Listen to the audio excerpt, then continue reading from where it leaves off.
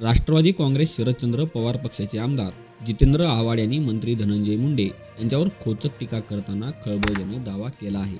धनंजय मुंडे बीडपुरते मर्यादित राहिलेले नाहीत, ते आता पुण्यात घुसलेत. माझ्याकडे आणखीन एक प्रकरण आले, ते संभाजीनगरमध्ये पण गेलेत.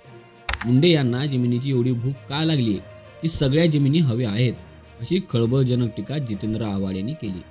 शिवलिंग मोराळे यांनी अत्यंत फालतू स्टोरी तयार केली आणि माध्यमांना सांगितली. वाल्मिक कराड याच्यावर गुन्हा दाखल आहे हे याला माहिती नव्हतं का? चौकशी अधिकारी आणि वाल्मिक कराड यांचे फोटो आलेत. तो अधिकारी काय चौकशी करणार? एक अधिकारी 9 वर्ष पदावर आहे, हे मंत्री धनंजय मुंडे यांच्या आशीर्वादाशिवाय होत नाही, असा आरोप जितेंद्र आव्हाड यांनी केला. माझ्या बाजूला एक स्त्री बसली आहे, या शेड्यूल कास्टची आहेत.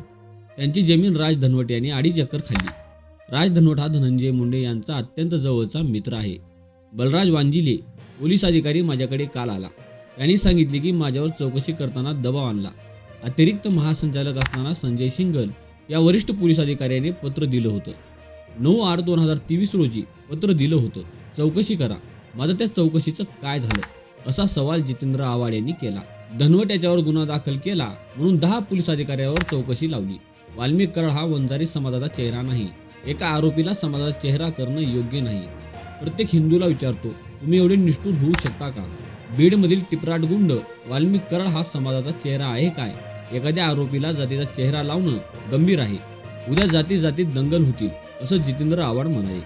सोमनाथ सूर्यवंशी आणि संतोष देशमुख यांना न्याय मिळाला पाहिजे ही आमची पक्षाची भूमिका आहे. मी पण वंजारी समाजाचा आहे, पण ज्याच्यावर अन्याय झालाय त्याच्या बाजूने मी उभा राहिलो. मी घाबरलो नाही.